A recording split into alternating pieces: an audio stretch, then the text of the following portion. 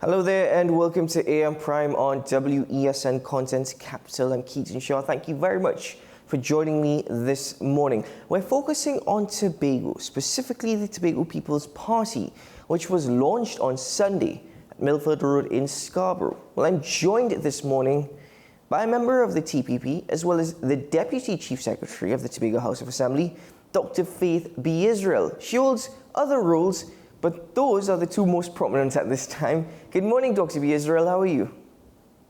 Good morning, and thank you for having me. Thank you very much for joining me this morning, Dr. B.Yisrael. Is it that after so long, this party has been launched, much anticipated, of course, by the public, trying to figure out exactly what was taking place in Tobago, and now we do have an answer. However, is it that the TPP has taken a position that it is going to execute the mandate that was basically pushed under the umbrella of the PDP without the public really voting or sharing their opinion?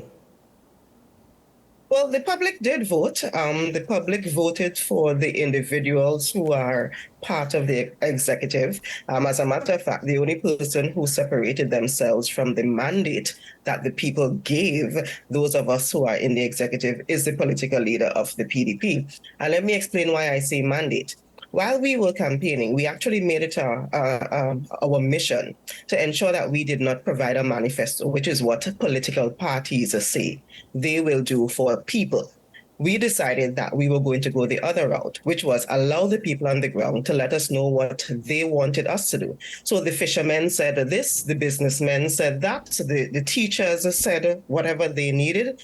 And that is what we took to be the mandate that we were using to go into the elections. That has not changed. The people on the ground in Tobago have not changed. Those of us who have been elected have not changed. It is literally only one man who decided to take the name of his organization and go with it. Those of us who are still managing the Tobago House of Assembly, who are still running the organization, governing the island, we have not shifted our focus, and the mandate that the people gave us is still exactly the same, which is what we've been executing.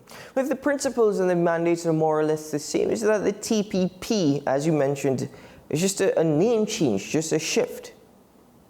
Well, as we said, it last year, in the middle of all of the turmoil, late last year, the political leader, and he has actually changed his name on Facebook, founder and owner of PDP, decided that that was his organization and he was going to go with his organization.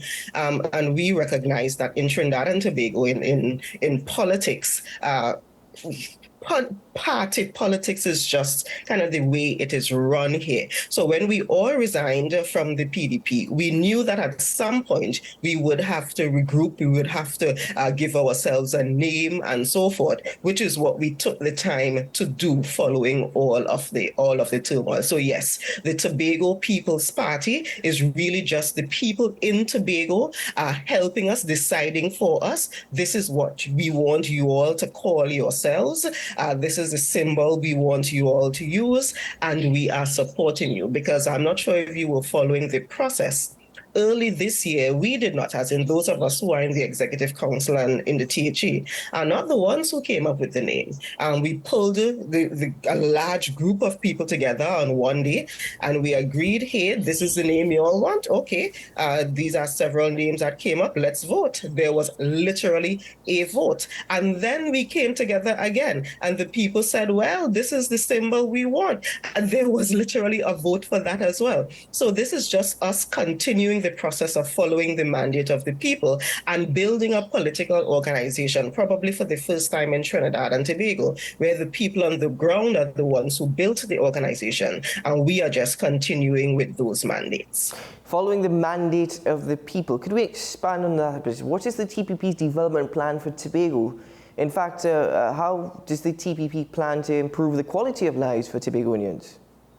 If you look at what has been happening on the island for the last year and a half, you would already see what has happened. We have already delivered more grants, more housing grants to the people of Tobago than probably ever before. We've already done more cataract surgeries than ever before. We've already been clearing gratuities and increments and so forth to teachers in the drones, millions of dollars. Simple things as building roads. We have already built more roads in the last year and 8 months than our predecessors for the last how many years they have been there. In every area, we have already begun developing the people of Tobago.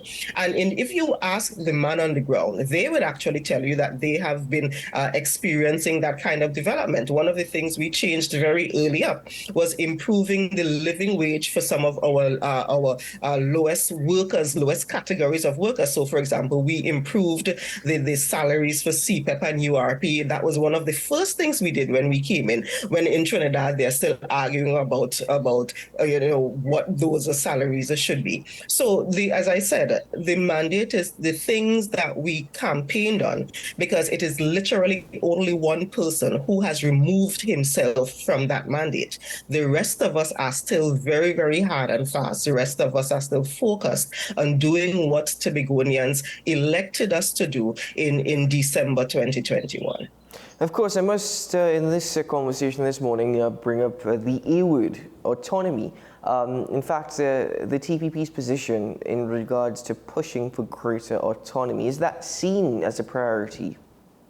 It certainly is, and it is a priority that we have inherited. It is certainly not a new thing. As a matter of fact, I was saying on the platform on Sunday that when I came back to Tobago in 2007, I actually started going to some of the consultations as related to constitutional reform and Tobago autonomy that was happening on the island between 2007 and today. So this has been something that I've been very familiar with. The things that we were fighting for when the last bill that they have simply placed, well, we don't even know where it is, because it was proved that it was just a political football. Just before the elections again, last in 2020, they placed a bill in front of the Joint Select Committee of Parliament. We were there front and center pushing for what Tobago and Tobagonians wanted. And right after that, we recognize again, they've put it down. Nothing has happened since then. So it is still front and center.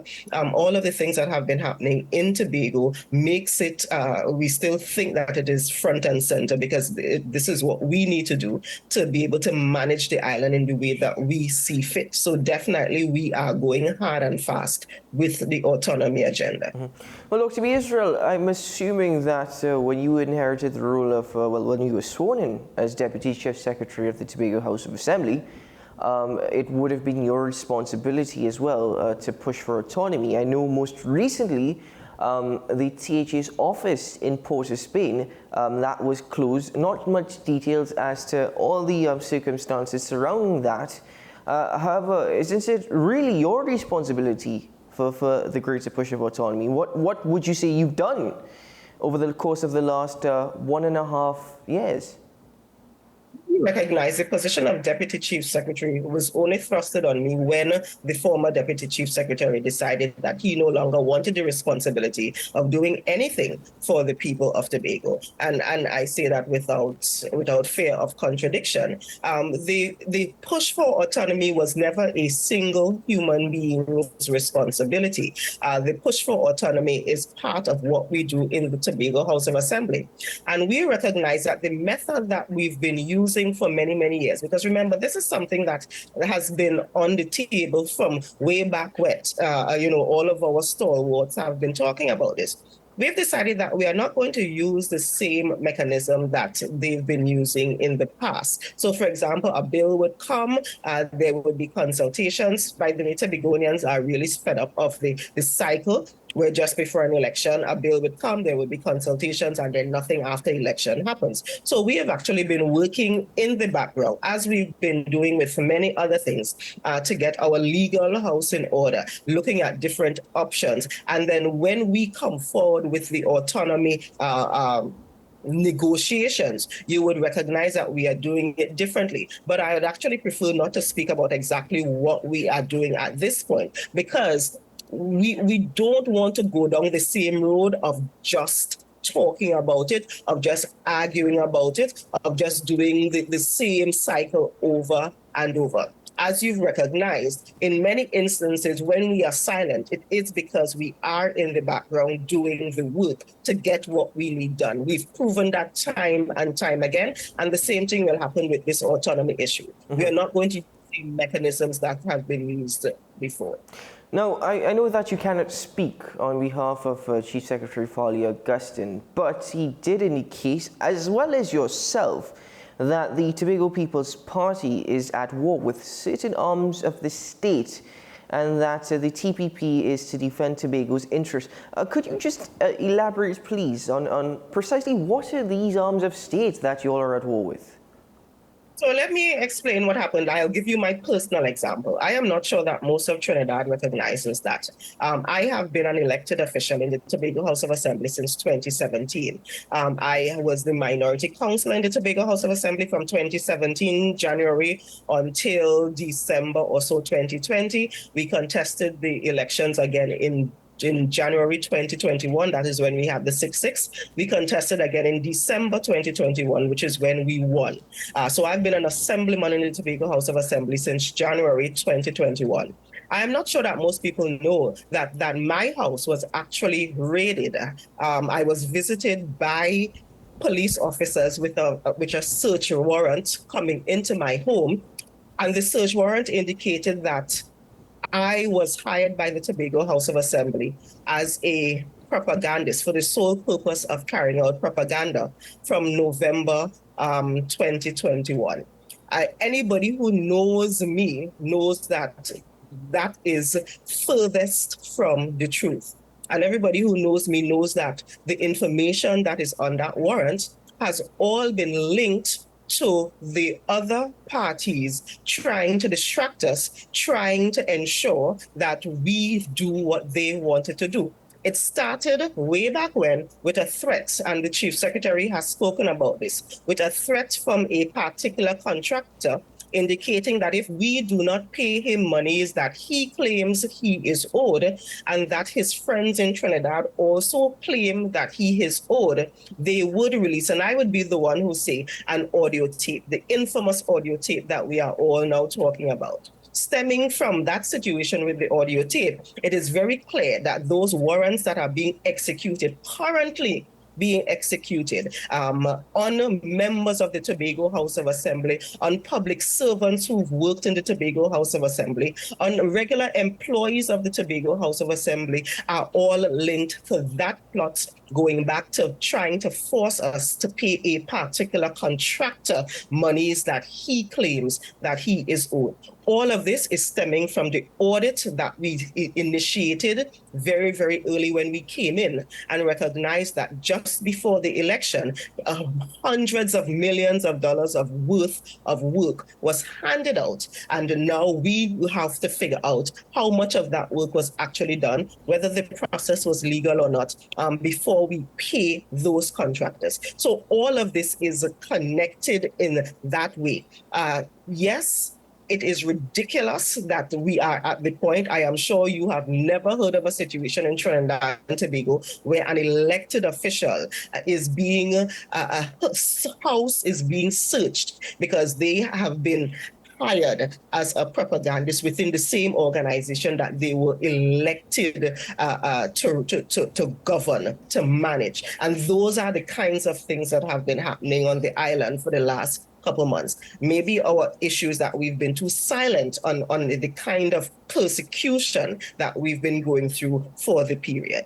Well, you used a term there, they're trying to distract us.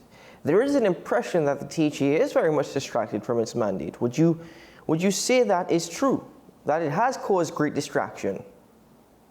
It has caused, there's a lot of noise that has happened. But if you look at the secretaries and the assistant secretaries, if you look at the functioning of the THA, even in the midst of everything that has happened, there is no individual in Tobago who can honestly say that the function of governance in the Tobago House of Assembly has been affected. As a matter of fact, probably the only time the governance of Tobago has been affected has been within the last couple of weeks, when those same police officers have actually come to our divisions demanding that our public servants and our workers, instead of taking their time to do what they need to do normally, they've been spending time photocopying and trying to get records of individuals who are working in the divisions.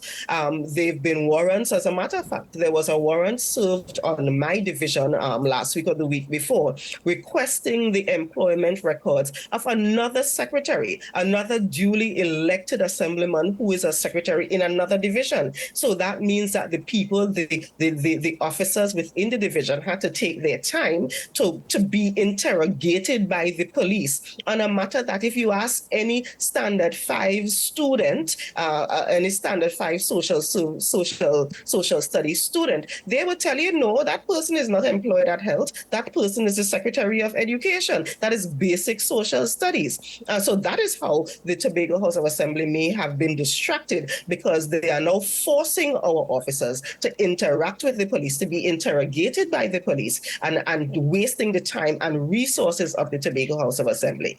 Other than that, those of us who are assemblymen, those of us who are secretaries and assistant secretaries, we have been steadfast. We have been focused on doing the works within our division. Yes, we go home at nights and we wonder why, we certainly do not deserve this kind of pushback, this kind of interrogation, this kind of invasion of our lives. But we were elected by the people, and we have to keep functioning on behalf of the people who elected us. Mm-hmm. Dr. B.Yisrael, just before you go, I'm curious to know this division between Trinidad and Tobago, this increased tension between central government and the THA. It has not really been helped from either side. I believe on Sunday you also called on TPP supporters, and you could clarify this if the reporters got it wrong, to run anybody they see wearing a red jersey and trying to speak to them. You're quoted as saying they have now trained all their guns, figuratively and at times it seems literally, on the people of Tobago. Tobagonians, we are at war. Could the THA help this situation of division by trying to be the ones to show some level of unity? When we came in with open arms. When we came in reaching out to all of the ministers. We came in trying our best to work collaboratively. The chief secretary would tell you, for example, that he has been having what we thought were cordial relationships with the prime minister. We tried, and even though we tried and we did our best, when we recognized what is happening to us, we would then, anyone who sees a police officers coming from Trinidad who obviously do not know anything about the Tobago House of Assembly, searching the homes of elected officials. Do you know that the home of the chief secretary of the Tobago House of Assembly was actually searched as well, with a warrant that speaks to the most ridiculous things? And these are not those of us from Tobago doing it. This is an arm of the state that has been weaponized against an elected body of the Tobago people. But this is not a new fight. So this is not something new. This has always been the situation. When you go back to A&R Robinson and the fight between A&R Robinson and P&M and so forth. When you go back to Winston Murray, when you go back to all of the Tobagonian stalwarts who have stood up for Tobago, you would recognize that whenever so it's and I'm glad you said you highlighted that I said those wearing red, because I I did not say Trinidad. I said specifically those wearing red, because this is a fight between the PNM, the People's National Movement, against Tobagonians. It's not a fight that just started, but it is a fight that they seem to be continuing. The only difference is that those of us who are members of the Tobago People's Party, those of us who are the elected officials of the Tobago House of Assembly, we are not rolling over and playing dead. We are not sitting back and saying, well, we've given up. We are pushing back. And that is probably what people are seeing. It's as if, you have two children who are there and one is nudging, one is nudging, one is nudging. And when the person who has finally said enough is enough retaliates, that is what everybody sees, and everybody's now saying, oh, you should not have hit him. But you did not see when the other person was choking and poking and doing all of those things in the background. That is what we have been enduring, but we are not going to sit down. We are going to fight. I was elected to fight for Tobago, and that is what I am going to do. It is a war, PNM against Tobago. That is the fact. But the Tobago House of Assembly and the Tobago People's Party will serve all of Tobago, even PNM supporters of Tobago. And we have been serving all of Tobago. As a matter of fact, one of the things that we've gotten flack from our supporters is that we have not actually just cut the throats of those who are well-known PNMites. We have actually been getting cursed from our hardcore supporters that we still engage too much with people who they consider as PNM. And we have actually had to say to them, but no, when we got into government to serve all of Tobago. So it does not matter who anybody voted for. It does not matter. We are providing the service to everyone. When we are giving out grants, we are not asking, is that person a supporter or are they others? When we are giving hampers, when we are fixing a road, when we are giving out gratuity, we are not asking anybody about their political affiliation. We are doing it for the people of Tobago, and we will continue doing that. Dr. Faith B.Yisrael, thank you very much for joining me on AM Prime this morning, making the time from your schedule to be with us. It's been quite some time, but we appreciate your presence. Do keep well and take care. All the very best. Thank you. Thanks for having me. Well, there's a lot happening in Tobago, and we've just heard from the Deputy Chief Secretary, Dr. Faith B.Yisrael, joining us this morning, explain to us what they are experiencing, even in regards to police searching their homes, and what is even written on the warrant. She has indicated Tobago is at war with certain arms of the state, but she also said this is a fight between Tobago and the People's National Movement, though she has made it clear that they will continue with the mandate that has been set by Tobagonians and will serve all of Tobago, regardless of any Tobagonian's political affiliation. But the Tobago People's Party, is this going to be proved as a success? Or is it just another political entity? Well, time will only tell. Ladies and gentlemen, we take a break here on AM Prime. When we return, we'll continue this morning's conversations.